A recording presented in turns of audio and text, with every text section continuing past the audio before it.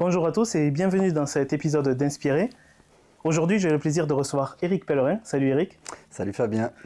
Donc Éric, tu as une société à participation ouvrière, Nova Construction. On va expliquer tout ce que c'est. Et tu es chef d'entreprise aujourd'hui dans cette entreprise de BTP. Première question, comment tu expliquerais ton métier de façon ludique à un enfant de 5 ans? Mon métier, notre métier, puisque je ne suis pas tout seul à le faire. On est une entreprise de 70 salariés. On fait du gros œuvre, maçonnerie, donc de la construction. Alors c'est vrai que les enfants, ils aiment bien jouer avec les tractopelles, les grues, etc. C'est un petit peu notre métier. On coule du béton, on met des armatures et tout ça, pas pour les maisons individuelles, mais plutôt pour les bureaux, les industries et les collectivités telles que les mairies ou les régions. Voilà. On construit des écoles. Aussi. Voilà. Quand tu dis qu'on joue à ça en étant enfant, ça crée aussi des vocations, j'imagine. Ça a été le cas pour toi aussi? Ouais, je pense. Ouais, je pense que j'ai toujours aimé regarder les constructions. Quand on était en voiture, j'aimais bien regarder les grues, tout ça. Donc oui, probablement. Au fond de toi, c'était déjà ancré? Ouais. Alors petit, je voulais être agriculteur, peut-être comme beaucoup d'enfants, mais j'aimais bien le côté de créer quelque chose, de travailler. Alors pas de ses mains, parce que moi je travaille pas de mes mains, mais j'ai pas beaucoup travaillé, ne serait-ce qu'un tout petit peu au début, parce que j'avais besoin de passer par le chantier avec les ouvriers. J'ai fait ça pendant 1 an au tout début, et puis après petit à petit j'ai évolué. Donc oui, c'est un métier, je pense, qu'on fait par passion. On va y revenir, mais c'est vrai que tu as connu que 2 entreprises au final, principalement. Celle Ouais. que tu as aujourd'hui et une première sur laquelle tu es resté assez longtemps Ouais. et où tu as gravi les échelons. Tu as démarré maîtreur, si Ouais. je ne dis pas de bêtises. C'est ça, ouais.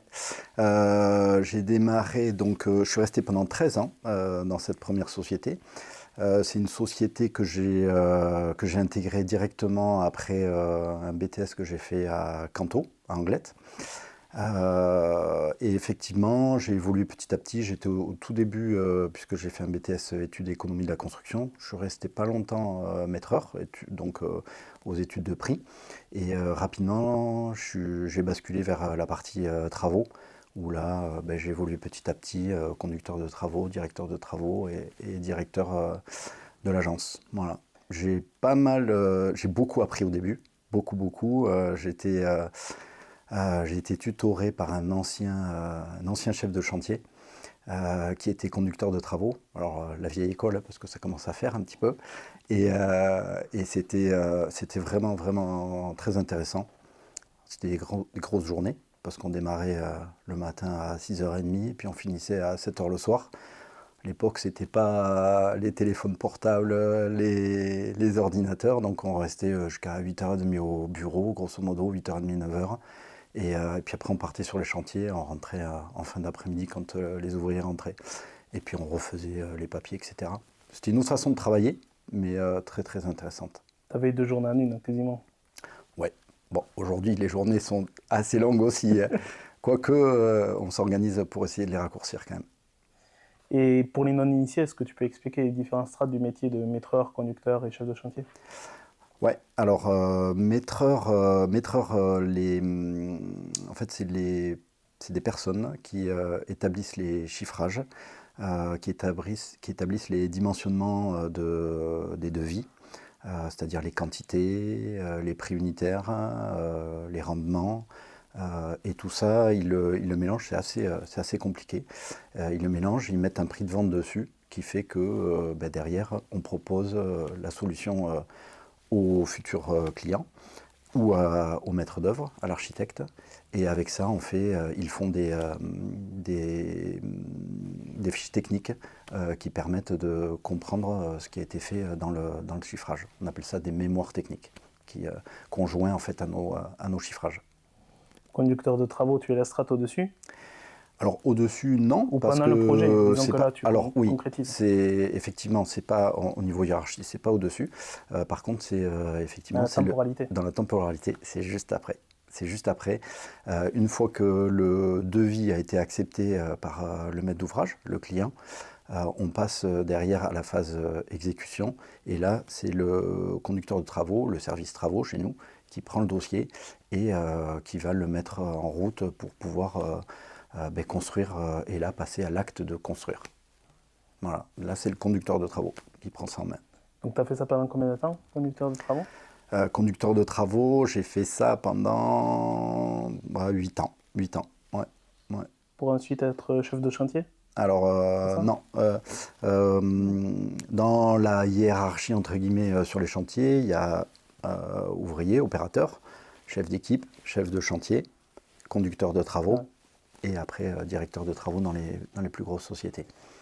Donc au bout d'1 an, tu t'es retrouvé à manager du monde au final, après l'entrée dans cette société? Ouais. Ça a été assez rapide? Ça a été assez rapide. Ça a été assez rapide, mais le fait d'être resté, alors je suis resté à peu près 1 an d'entrée sur les chantiers, à aller avec les équipes. C'est là où j'ai pas mal appris. Ça a permis aussi que les équipes voient comment je réagissais, voilà la relation. Parce qu'il y a beaucoup dans ce métier-là qui est passionnant et c'est pour ça que c'est intéressant aussi. Il y a beaucoup de relationnel et de mise en confiance entre les acteurs. Et le fait d'avoir travaillé avec les ouvriers, alors que je savais quasiment rien faire, a fait qu'il y a une relation qui s'est établie. Et du coup, ça a été beaucoup plus facile après pour pouvoir les s'encadrer, les manager. Alors manager entre guillemets parce que c'était vraiment le début, mais petit à petit, voilà, il y a une relation de confiance qui s'est mise en place. Tu t'es senti facilement à ta place, justement, de manager, parce que tu es arrivé assez jeune en sortie d'études. Ouais. Tu devais driver des personnes plus expérimentées et plus anciennes que toi. Est-ce que ça a créé des moments de tension ou ça s'est fait de façon facile?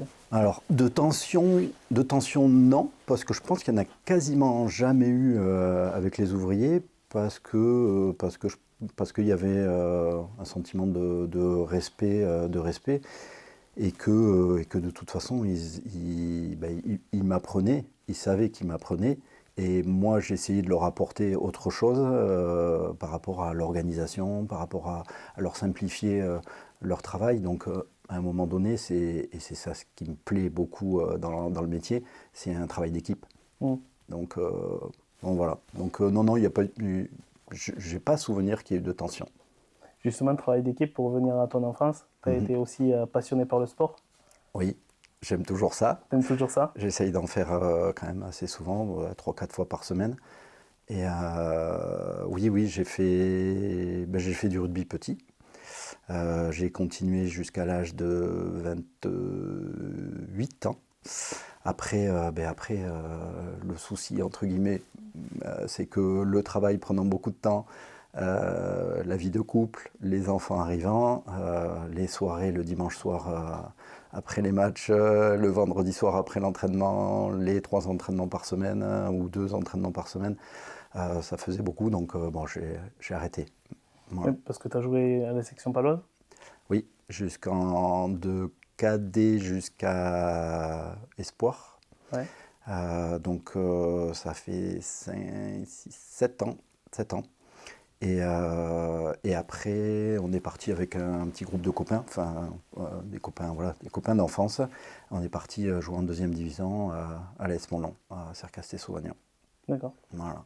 Belle expérience aussi de solidarité, d'entraide. Oui, ouais, très très bien. C'est la période où on a 12, 13, 14 ans, 14, 15, 16. C'est les périodes où on se construit. On se construit ensemble, on vit des choses fortes ensemble. Et c'est là que voilà, il y a des relations qui durent encore aujourd'hui, avec 5, 6 personnes, 6 personnes qui sont vraiment fortes parce qu'on a vécu des choses qui sont inoubliables. Je pense qu'ils resteront gravés pour tous. On a eu des carrières différentes. Il y en a un qui a qui a eu une belle carrière, qui s'est stoppé parce qu'il a été blessé. Après les autres, on n'a pas eu de carrière rugbystique, mais par contre, on a eu un super vécu, une super expérience, tous ensemble. C'est là où ces aspects de fidélité et de solidarité, comme on l'a dit, toi tu es quelqu'un de très fidèle, vu que tu n'as fait que 2 entreprises en 25 ans d'expérience et de solidarité dont tu parlais avec les équipes, c'est ce que tu retrouves aussi dans le métier aujourd'hui. Oui, oui. C'est ce que, voilà, le métier de la construction, c'est ça. C'est un métier d'équipe. On a besoin des autres pour travailler, ils ont besoin de nous. Oui, ça correspond bien aux valeurs du rugby, de la construction, et puis les valeurs à moi, mes valeurs à moi, quoi. Et justement, par rapport à tes valeurs, donc tu as quitté cette entreprise et tu as voulu te lancer à ton compte, Ouais. créer une boîte, Mhm. avec vraiment tes valeurs et tes spécificités, ta valeur ajoutée, comme on dit. Ouais. Est-ce que tu peux nous expliquer un peu le cheminement, ce qui t'a amené à ça? Oui, en fait, dans la société où j'étais, là où je suis resté pendant 13 ans, je pense que s'il n'y avait pas eu de problème, peut-être que j'y serais encore. Peut-être que j'y serais encore, sûrement même. Parce qu'on m'a donné la possibilité d'évoluer, parce que j'ai évolué, parce que l'entreprise a évolué avec moi aussi, tous ensemble. Et la difficulté, c'est qu'il y a eu des décisions qui ont fait que le propriétaire a multiplié les différentes entreprises. Malheureusement pour lui, pour nous, ça ne s'est pas passé comme prévu. Et la société le groupe de sociétés a eu beaucoup de difficultés, des grosses difficultés financières, qui ont fait que à un moment donné, j'étais plus en phase avec ce qui se passait. Pas parce qu'il y avait des difficultés, mais plus par certains choix, et par le fait que c'était pas transparent sur le mode de fonctionnement. Donc moi, ça me posait souci parce que j'avais beaucoup évolué dans la société. Qui dit beaucoup évolué, j'ai été mis en avant avec tous les partenaires financiers, les partenaires, les clients, les fournisseurs, les salariés. Et tout ça, pour moi, ces parties prenantes, en fait, pour moi, il y avait une grosse relation de confiance avec eux. Et rompre cette relation de confiance, ça me portait vraiment, vraiment, vraiment tort. Donc je ne pouvais pas vous dire clairement les choses, ce que je comprenais tout à fait.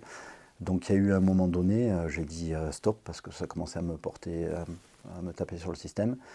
Et donc j'ai proposé ma démission, qui au début a été refusée, en me disant mais non, je vais vendre la société, j'aimerais que tu restes, etc. Bon, j'ai rencontré la personne qui devait racheter. Finalement, ça passait pas, on n'avait pas le même tempérament, les mêmes valeurs, et donc, valeurs, je sais pas, remarque, hein, je sais pas. Bon, ça passait pas. Et donc, du coup, j'ai décidé de démissionner. Voilà. Et là, j'étais assez usé, on va dire, par les 5 dernières années, qui étaient quand même relativement difficiles. Et je me suis dit, pareil, tu fais tout autre chose.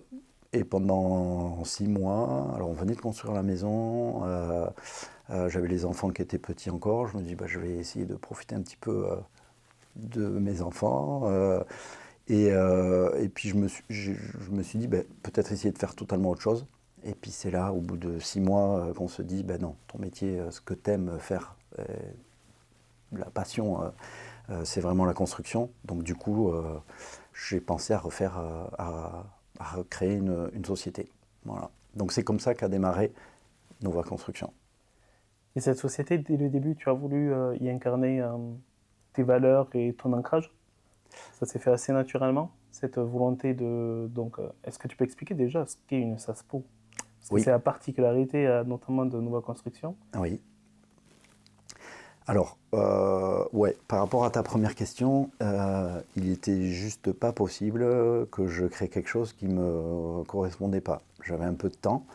Je me suis dit, il faut que j'arrive à trouver quelque chose où je puisse vraiment diffuser ce que je ressentais et comment je voulais créer l'entreprise et entreprendre.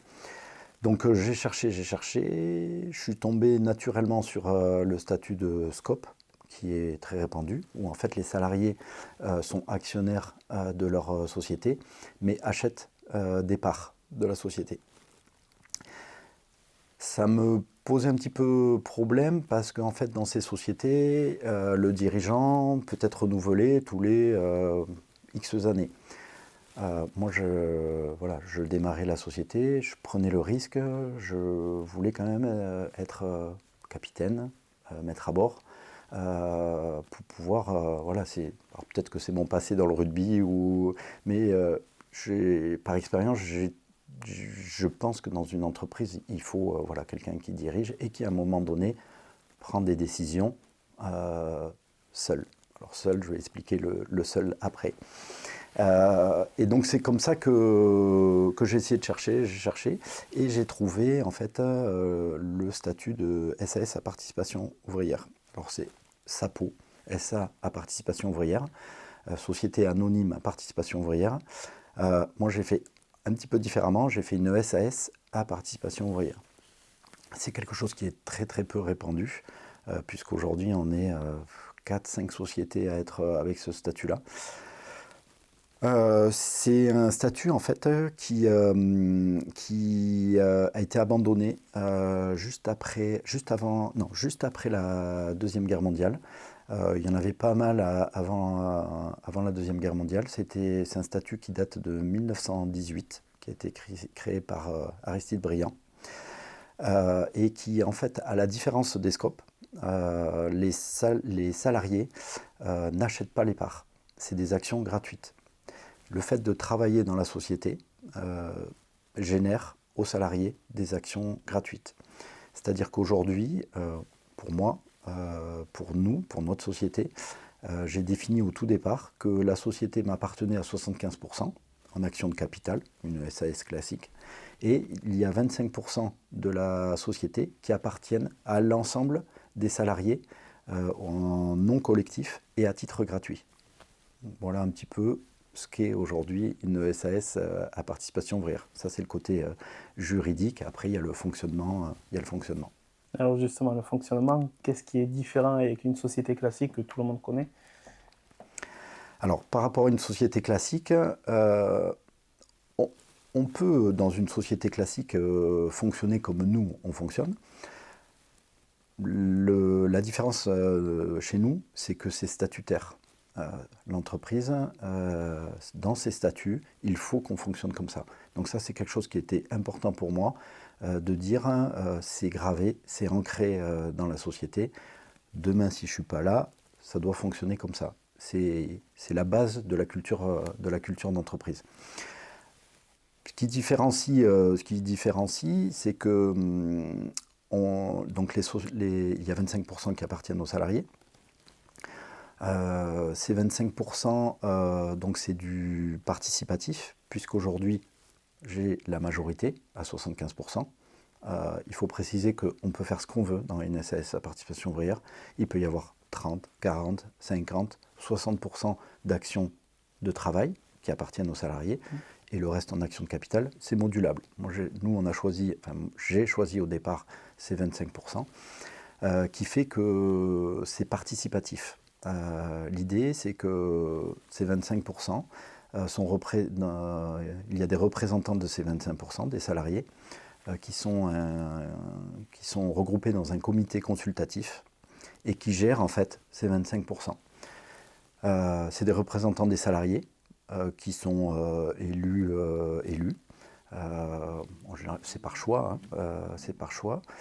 Et il y a ouvriers, encadrement de chantier, bureau, et donc ils représentent l'ensemble des salariés. Et régulièrement, dans l'année, on fait des réunions où on travaille sur la stratégie de l'entreprise, ce qui s'est passé, ce qui se passe et ce qui va se passer, ce qu'on aimerait qu'il se passe. Parce que si on pouvait toujours caler... Être juste dans les prévisions. Ouais, malheureusement, ce n'est pas le cas. Voilà un petit peu le fonctionnement. Et chaque année, on fait une assemblée générale où on rassemble tous les salariés et où on expose les résultats de l'entreprise et le travail qui a été fait par le comité consultatif. Tu as une expérience, une vision sur laquelle la SASPO a été une vraie aide sur une situation ou dans une société classique, Ouais. ça se serait passé différemment, ou moins bien? Ouais. J'en ai au moins deux. Vas-y. La première, on a eu en 80, je ne me rappelle plus l'année, parce que je pense que j'ai fait abstraction. On a eu un gros pépin sur un chantier avec un accident de travail. Un de nos salariés est décédé. Ça a été hyper éprouvant pour l'entreprise. Et je pense que le fait d'être en SAS à participation ouvrière, sur le fait qu'on se rassemblait souvent, on échangeait beaucoup. Il y a de la communication, de la transparence, de la communication, de la confiance, nous a aidé à surmonter, cette épreuve. Donc ça c'est la première. Et après, sur le côté économique, le fait que quand ça va très bien, bah, ça permet de rester quand même les pieds sur terre. Et que toutes les décisions, il y a vraiment un leitmotiv dans l'entreprise, c'est qu'aujourd'hui, il doit y avoir un pourquoi à chaque décision. Ça, voilà, c'est comme ça, et il faut à chaque fois que je me dis, quand je prends une décision, que je puisse la justifier, qu'on puisse la justifier auprès des salariés, auprès de tout le monde. Et donc ça c'est le côté positif. Le côté sur l'économie, quand ça va très bien. Le côté négatif, c'est que quand c'est tendu et plus que tendu, le fait d'échanger régulièrement avec les salariés, avec les parties prenantes, les banques, etc., permet de pouvoir expliquer beaucoup plus facilement la stratégie de l'entreprise et le pourquoi des difficultés. Justement, tu as connu différentes crises, puisqu'il y a eu la crise de 2013, on a eu la partie matérielle en 2020 pendant la période Covid, la guerre en Ukraine qui a augmenté les prix, etc. Tu as connu différentes crises où ça devient notre lot quotidien en tant que chef d'entreprise. Elles reviennent de plus en plus souvent. Comment ça a pu t'aider? Est-ce que tu t'es senti plus fort du fait d'être en SASPO pour traverser ces crises ensemble? Oui. Alors, depuis la création de l'entreprise, il y a 12 ans, je pense qu'on a dû vivre 1 ou 2 ans de plutôt positifs. Tout le reste, ça a été très compliqué. Bon, après, il y avait la phase d'amorçage, forcément. Tu l'as dit, hein, toutes les différentes crises qui se sont accumulées. Oui, ça a été positif. Ça a été positif parce que la région nous a aidés. Et clairement, à un moment quasiment où on était plus qu'en perte de vitesse économiquement, où certaines personnes ne croyaient plus trop au fait qu'on allait arriver à remonter la pente, le fait d'être sur ce statut-là, d'avoir adossé à ce statut un label RSE, une certification sécurité, nous a beaucoup aidé. Et clairement, on m'a dit, si vous n'aviez pas été dans ce statut-là, ce statut atypique, on ne vous aurait pas donné un coup de main. Donc oui, ça nous a aidé. Tu parlais du label RSE, tu fais partie des gens que je connais qui ont été précurseurs à nous parler de RSE avant qu'on en parle plus régulièrement des entreprises ou dans l'actualité. C'est quelque chose que tu as mis en place assez tôt dans ta boîte, assez vite. Là aussi, quel a été le déclic? Alors j'imagine que c'est par rapport à tes valeurs et tout ce que tu as expliqué, mais ça va même au-delà. Oui, alors effectivement, on a été précurseur parce qu'à l'époque, en RSE, quasiment personne avait de la RSE.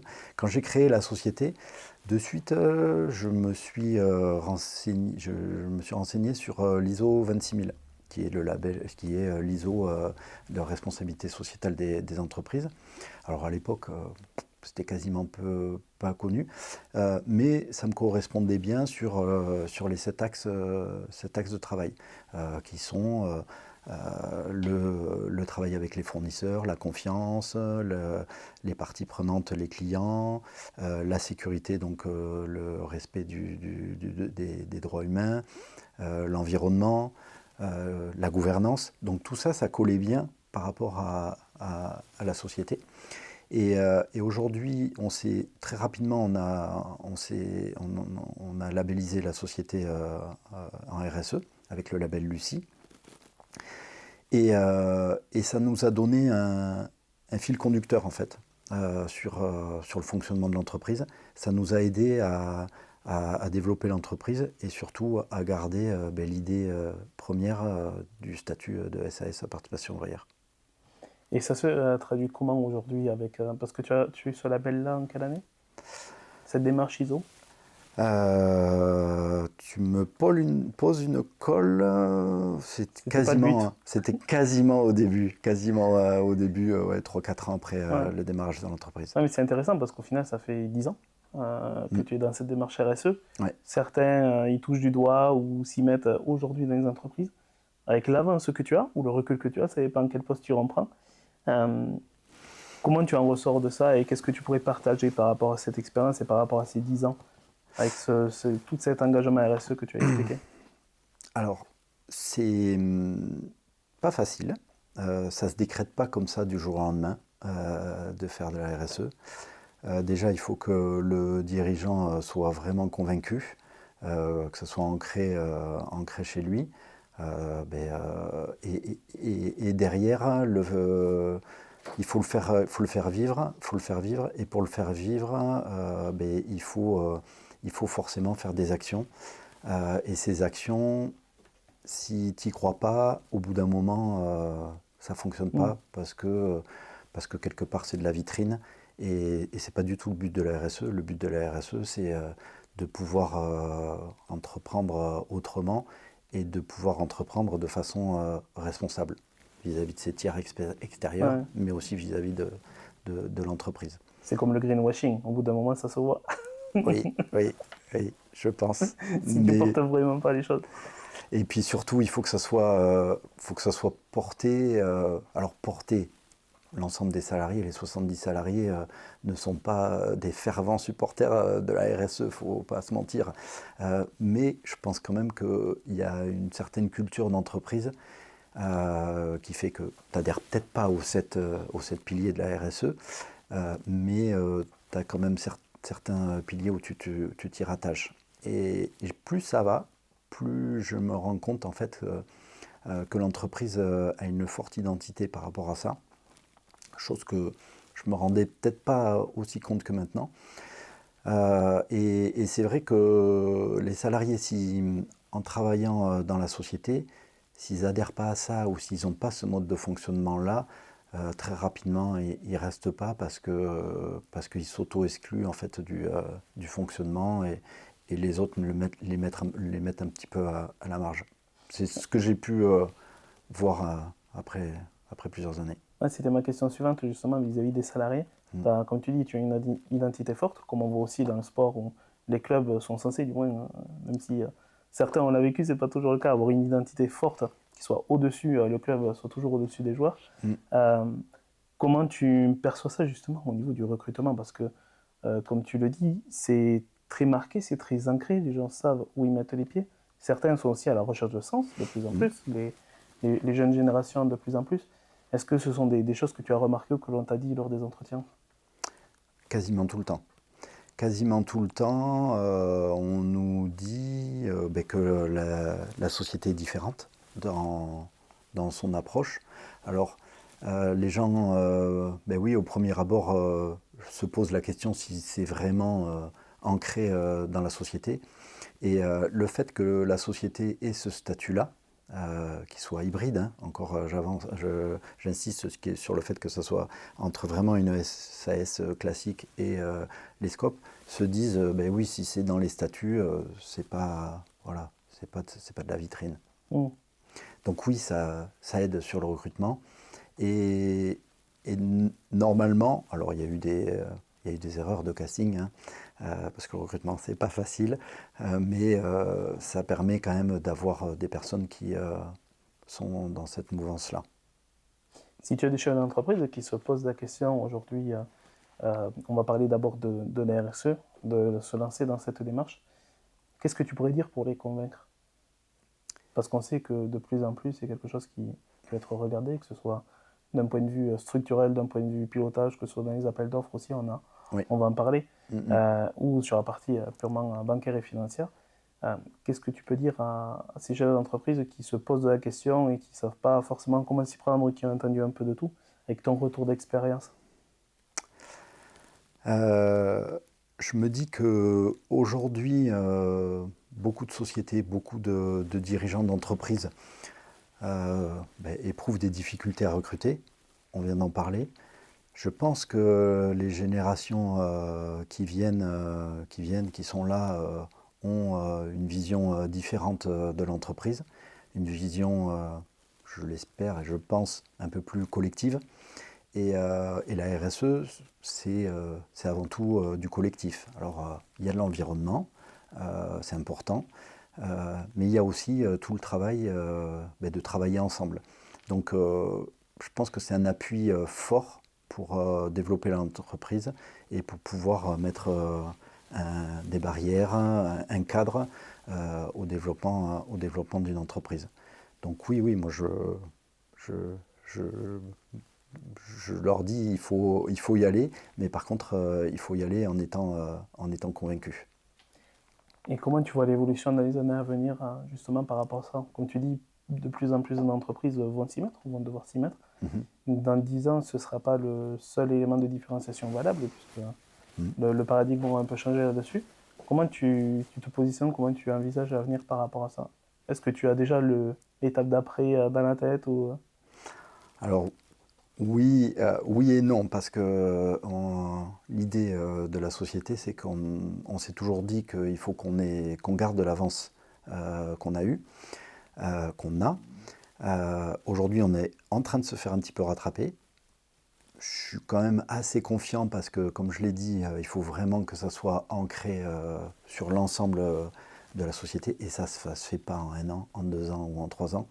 C'est vraiment du moyen-long terme. Si tu fais du court terme, c'est même pas la peine de. Si tu penses court terme, c'est même pas la peine de penser à la RSE. C'est vraiment du moyen-long terme. Donc, je me rappelle plus ta question.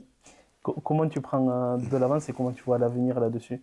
Puisque de plus en plus de personnes vont se mettre à la RSE, quel va être le prochain élément de différenciation? Même si, comme tu le dis, ça prend du temps, et Mm. d'autant plus sur des boîtes comme les tiennes, où des 70 salariés, faire inculquer et incarner ces valeurs-là, c'est Mm. quand même un travail de longue traîne, comme on dit. Ouais, ouais. Ben, l'idée, alors nous dans notre métier c'est difficile, mais c'est d'arriver à proposer des solutions techniques qui soient, ou des produits qui soient différenciants, euh, ou un mode de gestion différenciant, un mode de relation avec les clients qui soit différenciant. Aujourd'hui, l'idéal de l'entreprise, ça serait d'avoir un fonctionnement, on va dire, comme un groupe sur la gestion, sur le fait, sur la sécurité, sur ces aspects-là. Mais par contre, d'avoir vraiment la facette PME sur la relation avec toutes les parties prenantes, les clients, nos salariés, les fournisseurs, et être vraiment agile et réactif. Et l'idée d'arriver à regrouper ça et vraiment avoir cette idée en tête et de le développer, je pense que ça, voilà, il faut arriver à le travailler. Je me souviens d'une action, puisqu'on se connaît un peu, que tu avais mis en place. Est-ce que tu peux donner quelques actions concrètes que tu fais justement pour accompagner les collaborateurs là-dessus? Sur la RSE, des actions, qu'est-ce qu'on a eu fait qui était assez probant, Alors, on a été, il y a quelque temps, des salariés et des ouvriers de chantier sont allés présenter leur métier au collège, en lycée professionnel. Ils sont allés, c'était deux ouvriers qui ont présenté le métier de maçon. Alors, quand tu vas chez les jeunes et que tu expliques le métier de maçon, c'est pas super fun. Tu te dis, Pour leur donner avis. ça va être peut-être un peu compliqué. Et en fait, ils ont adoré. Alors, on avait ceux qui se sont portés volontaires étaient quand même ceux qui étaient le plus volubiles et qui passaient le mieux et qui passaient les messages tout en souriant, en rigolant. Mais il y a eu derrière des vocations de jeunes qui ont voulu faire de l'apprentissage. On en a gardé. On en a pris plutôt, qui sont encore chez nous. Et ça a été super profitable pour les salariés parce que ça leur a fait beaucoup de plaisir et quelque part, même pas quelque part, les valoriser dans leur métier. Donc ça, c'est une action positive de RSE. Je me souviens d'une action que tu avais donnée il y a 5-6 ans, je ne veux pas dire de bêtises, où dans le BTP, on le sait, il y a quand même une communauté étrangère, notamment portugaise, Oui. dans ce secteur-là. Et le fait est que tout le monde ne parle pas tout le temps bien et comprend bien, écrit bien le français. Et je me souviens que tu avais sorti ça que moi je trouvais juste génial. C'était que tu leur as proposé d'être entre eux, avec un prof de français, prendre des cours de français dans leur lieu de travail pour vraiment être le plus à l'aise possible dans leur vie de tous les jours. Ouais, C'est ça? tout à fait. J'ai bien résumé? C'est exactement ça. Ça m'avait marqué ça à l'époque. Ouais. Il y a quelques années, j'avais un ami qui est enseignant. Et en discutant avec lui, je lui dis ça te dirait pas de venir faire quelques cours, 1 heure le soir après le boulot. Il me dit ah, quand même, et tout ça. Et du coup, bon, il avait accepté. J'avais proposé donc aux salariés, parce que c'est vrai qu'il y a une génération, une ancienne génération qui commence à partir maintenant à la retraite, qui parlait quasiment pas français. Pourtant qui était là quand même depuis un petit moment en France, mais bon, qui avait du mal à apprendre la langue. Et ne serait-ce que pour aller à la boulangerie, pour effectivement des actions de tous les jours, avaient du mal. Et donc on leur avait proposé. Et alors à l'époque on n'était pas 70, mais on devait être peut-être une trentaine. Il y avait une dizaine de salariés qui étaient venus et régulièrement, c'était le mercredi soir, ils venaient faire 1 heure de cours d'apprentissage du français. Et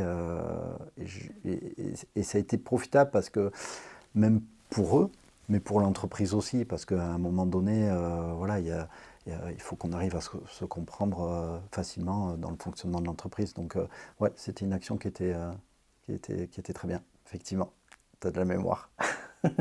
Oui, au-delà de ça, ce qui est intéressant, c'est que tu vas vraiment sur le cœur de la personne et sur sa vie de tous les jours. Parce que j'imagine que quand tu as un certain âge, que tu as des enfants qui parlent bien français, etc., tu dois avoir ce sentiment on va dire de culpabilité ou de honte et qui ne doit pas être simple à porter au quotidien. Et de voir que sa boîte met en place des actions pour ça, ça doit être quand même hyper gratifiant pour eux.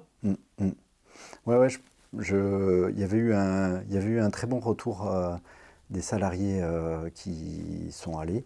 Donc je pense que oui, c'était quelque chose de positif. Et dans la RSE, il y a la responsabilité. Et je pense qu'en tant qu'entrepreneur, on est responsable aussi de pouvoir, avec nos moyens, mettre des choses qui impactent positivement la société. Et ça fait partie des choses qui impactent positivement la société. Alors, à un moment donné, il ne faut pas que ça soit de l'impact qui soit que pour les parties externes. Il faut qu'il y ait aussi du retour pour la société. C'est l'équilibre entre tout ça, quoi. Oui, c'est un jeu d'équilibre. Justement, comment tu fais pour trouver le juste équilibre entre l'externe et l'interne, ou même l'interne entre les différents groupes, parce que là, ça va profiter à 10 personnes sur 30, quid des 20 autres, etc. C'est un vrai jeu de funambule, comme on dit. Oui, parce que il y a quelque chose qui est très important pour moi, pour nous, c'est vraiment d'être équitable avec l'ensemble des salariés. Donc oui, à un moment donné, alors il y a des actions qui ont profité à certaines personnes, d'autres à d'autres. On travaille beaucoup sur le développement des compétences. On essaye avant de faire du recrutement externe, de pouvoir faire évoluer les salariés en interne. en leur proposant des formations, en essayant d'identifier les possibilités d'évolution, parce qu'il y a certaines personnes qui se mettent des freins à évoluer, d'autres qui veulent évoluer mais qui ne sont pas prédestinés, enfin, voilà, qui auront plus de difficultés dans certains métiers. Donc on essaye de travailler beaucoup sur ça, sur la formation. Donc ça aussi c'est un aspect positif, c'est le développement des compétences, c'est dans la RSE des salariés. Donc d'autres salariés peuvent profiter de ça. Comment ça se passe dans le management, dans Saspo? Quelle différence tu vois? Est-ce que tu as des points de divergence, des points de friction, mais du fait qu'il y ait cette façon communication et participative, tu les désamorces avant même qu'ils arrivent. Comment tu peux faire la nuance entre toi qui as connu une entreprise classique, on va dire, si tant est que ce soit classique, une entreprise avec un fonctionnement hiérarchique, ordonné, classique, et une SASPO? Comment ça se passe au niveau management, au niveau relation?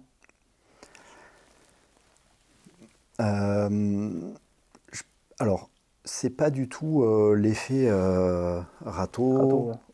Entreprise libérée, non, tout ça. non, c'est pas mon truc. Après, ça peut fonctionner. Hein. Moi, je suis plus sur le fait sur l'autonomie, travailler l'autonomie des salariés, qui puissent proposer des choses, mais dans un cadre. Et ce cadre, à un moment donné, il y a besoin de hiérarchie. Et donc aujourd'hui, le management, il se fait de façon classique, on va dire, sur la hiérarchie. Mais par contre, on essaye de laisser beaucoup d'autonomie et travailler sur l'autonomie, parce que ça ne se décrète pas, l'autonomie. Il faut que les salariés aussi en aient conscience pour qu'ils puissent proposer. Un ouvrier, dans l'idéal, doit pouvoir proposer à son chef une solution pour faire tel type d'ouvrage, et vice-versa. Et le chef ne doit pas dire « Non mais attends, toi t'es ouvrier. » Parce que t'es ouvrier, Dynamo. Ben voilà. Donc ça se travaille. En préparant l'interview, j'ai beaucoup aimé une phrase, c'est favoriser l'initiative individuelle et l'acceptation de la prise de risque. Mmh. Oui. C'est ça? Oui. Bah, tu résumes le fait qu'à un moment donné, il faut engager quelque chose, il faut essayer, et c'est en faisant des expériences qu'on progresse, donc en prenant des risques. Pour une personne qui n'a pas cette culture-là, que ce soit un chef d'entreprise ou quoi que ce soit, tu as déjà dû parler avec des entrepreneurs où certains doivent être réticents à l'idée de ce type de mode de fonctionnement. Comment tu pourrais leur expliquer, ou je ne vais pas dire les rassurer ou les convaincre, mais leur expliquer comme quoi c'est possible, en fait, quel que soit le type d'activité, quel que soit le secteur, le métier que l'on pratique ou le nombre de salariés aussi peut-être, que cela reste malgré tout possible? Oui, aujourd'hui, si tu parles du statut de la SAS à participation ouvrière, il n'y a pas besoin que nécessairement ça soit de la production. Ça peut être une SAS à participation ouvrière, ça peut être une société de communication, une société par exemple. Donc il n'y a pas besoin d'avoir un atelier ou un chantier des ouvriers. Donc c'est adapté. D'ailleurs aujourd'hui, en ce moment, j'essaie de prendre un peu plus de temps pour pouvoir travailler sur le statut en lui-même et le promouvoir. Et dans les actions qu'on aimerait bien, parce qu'on est 2-3 personnes à travailler sur le sujet, c'est changer le nom pour l'amener à s'appeler plutôt SA ou SAS à participation salariée. Ou participation, j'aimais bien le participation ouverte. Mais voilà, c'est pas juste réduit aux ouvriers. Et justement, tu étais à Bercy il y a quelques semaines. Oui. Pour parler de ça. Oui. Il s'intéresse à ça, le ministère? Alors, il commence à s'y intéresser. On a une réunion, alors bon, forcément, j'avais jamais été à Bercy, c'était une première pour moi. Tu n'as jamais fait de podcast non plus, donc tu vois, ça t'a plein de Et jamais fait de podcast. Et donc oui, on a été avec deux autres personnes. Roger Davio, qui s'intéresse depuis un petit moment au SA Participation ouvrière, qui a créé un livre d'ailleurs, qui a écrit un livre sur ce statut-là. Il est venu interviewer les salariés il y a quelques années. Donc avec Roger Davio et Pierre Valentin, qui est un ancien dirigeant du Crédit Coopératif. Et on a monté, ils ont monté une association pour promouvoir justement les SAS à participation ouvrière, dont je fais partie, cette association. Je n'étais pas très actif jusqu'à maintenant parce que j'avais d'autres sujets à traiter. Mais là, j'aimerais bien relancer un petit peu, m'impliquer un peu plus avec eux. Et donc, ils m'ont proposé d'aller à Bercy avec eux pour échanger au ministère sur le statut et leur expliquer les avantages, les inconvénients, il n'y en a pas beaucoup, de ce statut-là. Voilà. Tu t'es senti réceptif par rapport à ça? Ouais. Oui, parce que, comme tu disais tout à l'heure, la RSE, tout ça, c'est quelque chose qu'on parle de plus en plus. Et le fait que ça soit ancré dans la société, dans le statut, les intéresse fortement.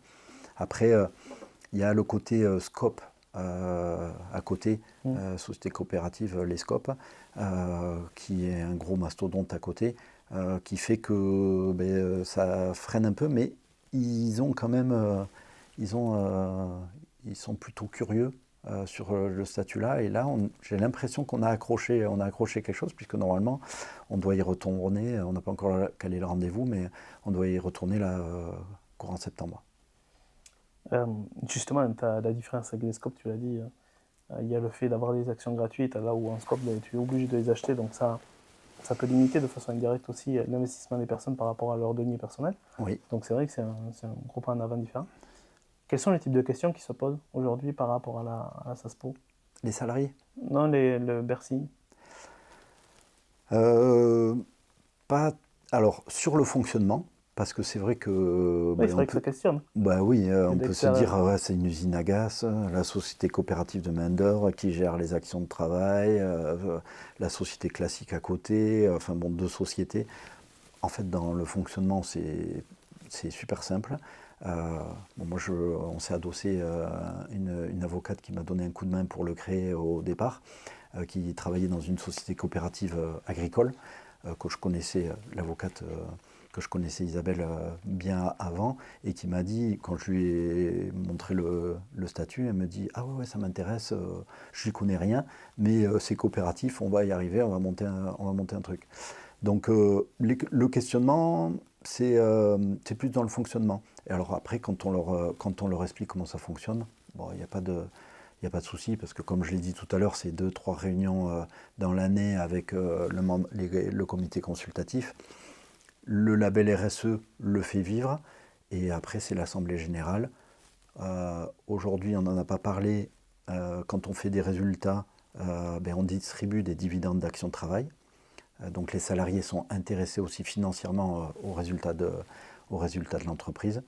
Nous, on a fixé une règle, c'est qu'il y a un tiers du résultat qui est redistribué en dividendes d'action de travail à l'ensemble des salariés. Oui, tu es dit assez justement sur un sujet que tu avais évoqué. La rentabilité doit être un moyen et pas une fin. Et il faut quand même qu'une entreprise reste rentable pour pouvoir vivre et prospérer. Oui.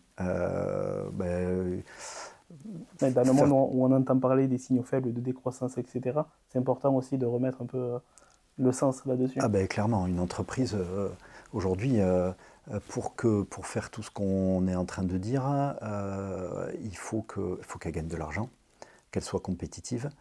Et c'est le but de la société, c'est gagner, c'est être compétitive. Et effectivement, après, c'est qu'est-ce qu'on fait de l'argent qu'on gagne.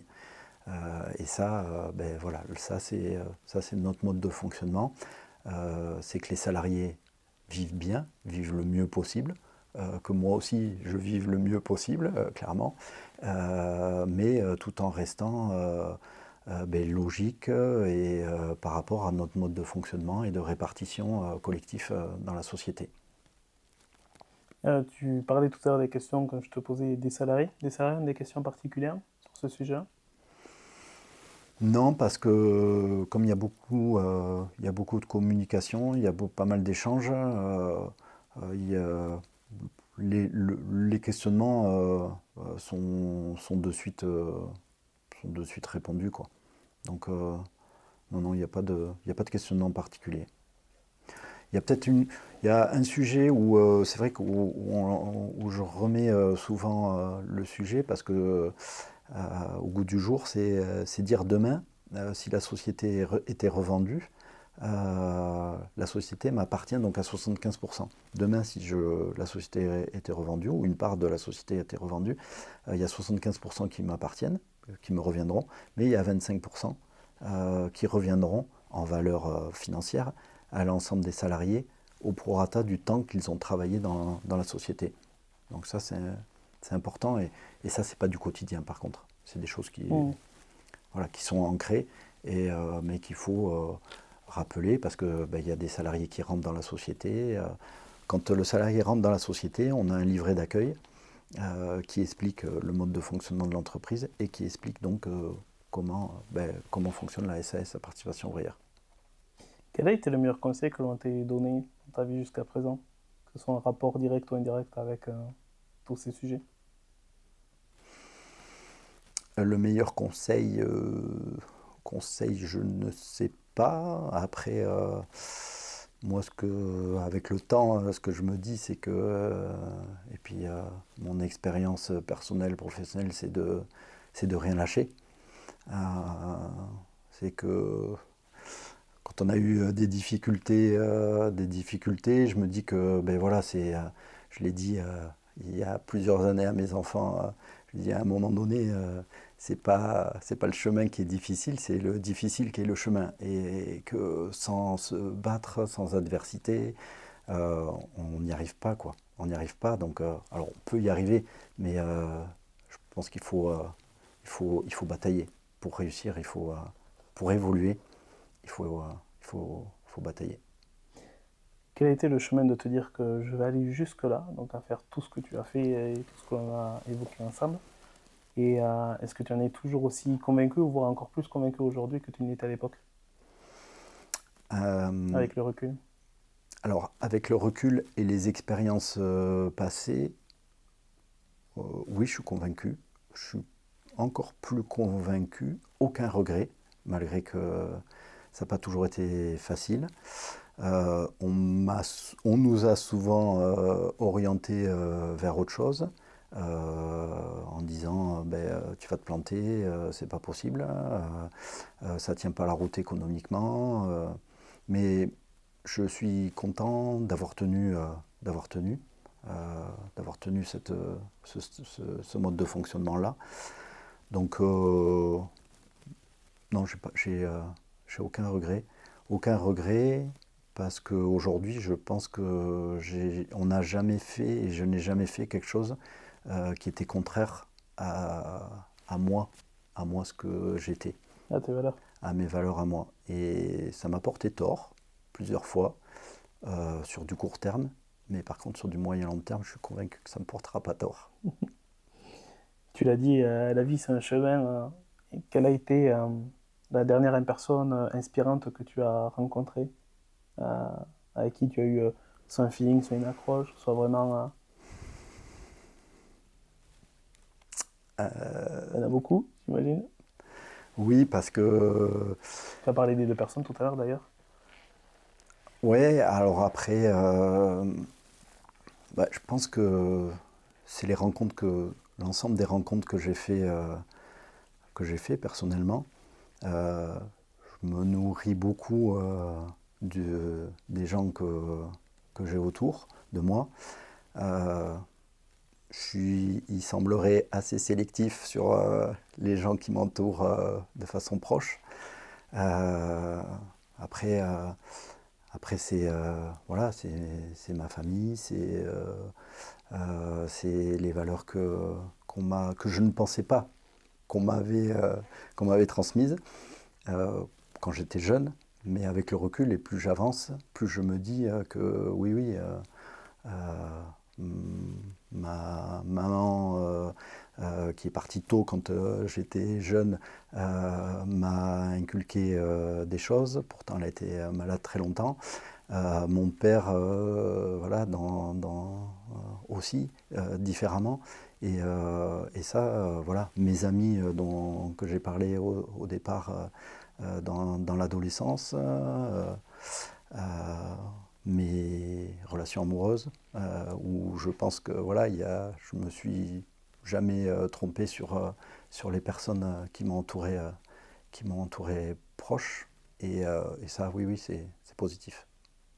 Il y a une définition que tu as fait mantra ou que tu aimes bien, une citation qui te porte?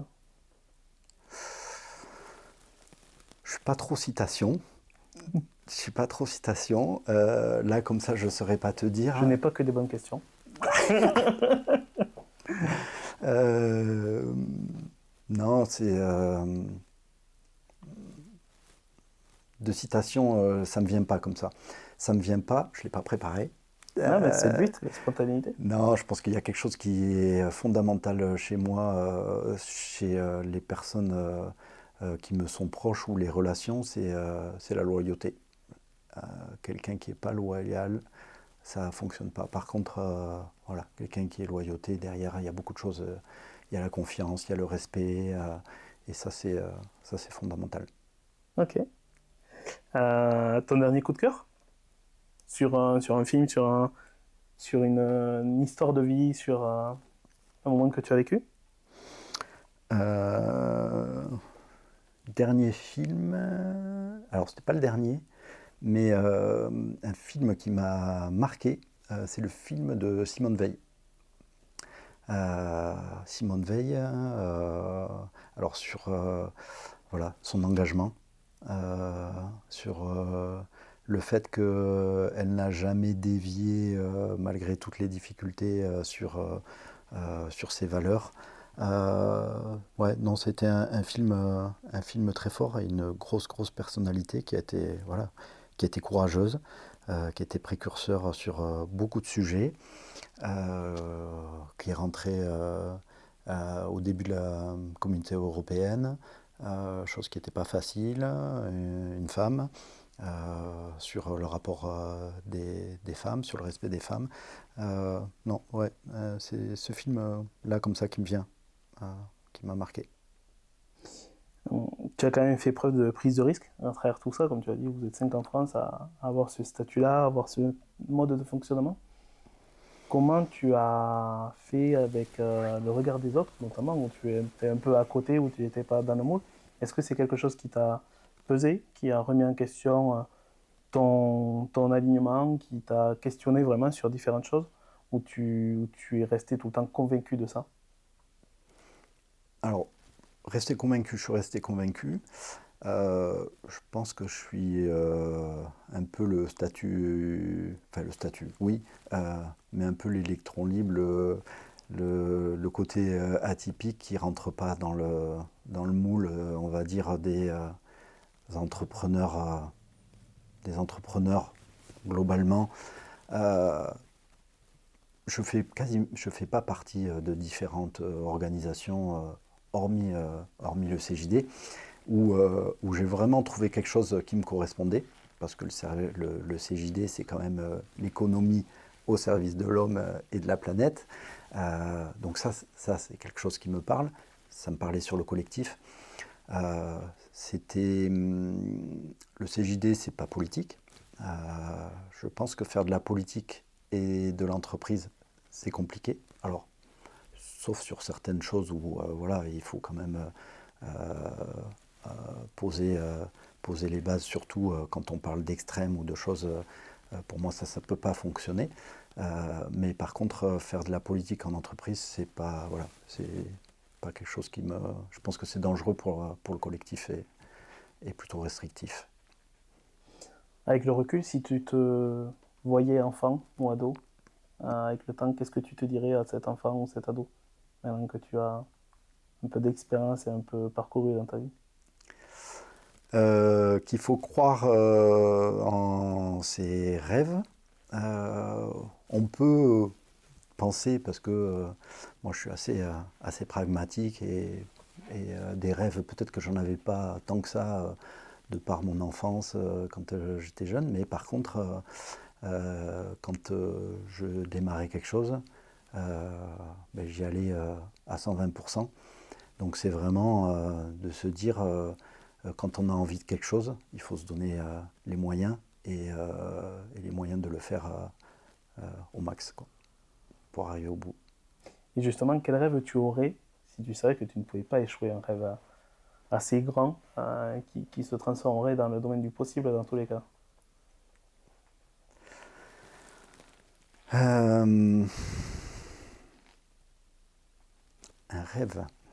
Un rêve de domaine du possible, ce serait que tout le monde soit heureux. Non, mais C'était que Miss France. je sais pas que. Non, mais ça peut être aussi d'un point de vue des entreprises, d'un point de vue économique par rapport à tes valeurs et ce que tu incarnes. Je sais pas. Je veux pas t'orienter.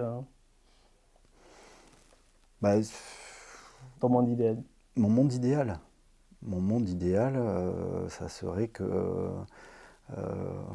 les salariés soient tous bien dans l'entreprise, que le matin, quand ils vont au travail, ils ont envie d'aller travailler, qu'ils arrivent à avoir un équilibre personnel et professionnel, que leur entreprise n'ait pas un impact négatif sur la société, sur la planète, qu'au contraire, elles mettent des actions pour essayer d'améliorer tout ça. Qu'on arrive à travailler et vivre tous ensemble sans tension sur la même ville, la même région, la même nation, la même planète, vivre tous ensemble sans que ça parte à des tensions qui arrivent, qu'on ait des conflits. Voilà. Des tensions, il y en a toujours, mais qu'on arrive à les résoudre consensuellement. Qu'est-ce qu'on peut te souhaiter, à toi et plus globalement à tous tes salariés à Nova Construction? Qu'on soit profitable, qu'on gagne de l'argent et qu'on continue sur nos valeurs et qu'on ait des chantiers là, pour la fin de l'année, qu'on arrive à équilibrer positivement la fin de l'année. Et continue à porter aussi votre message. Exactement. Merci à toi, Eric. Est-ce qu'il y a des sujets que tu voulais évoquer, dont on n'a pas parlé? Non. Bon, je pense qu'on a tout. Moi, j'ai mes deux questions. Merci, Fabien. Merci, Eric. C'était très sympa. Merci. Merci à vous d'avoir écouté ou regardé cet épisode. Et quant à moi, je vous dis à très bientôt pour un prochain épisode d'Inspirer.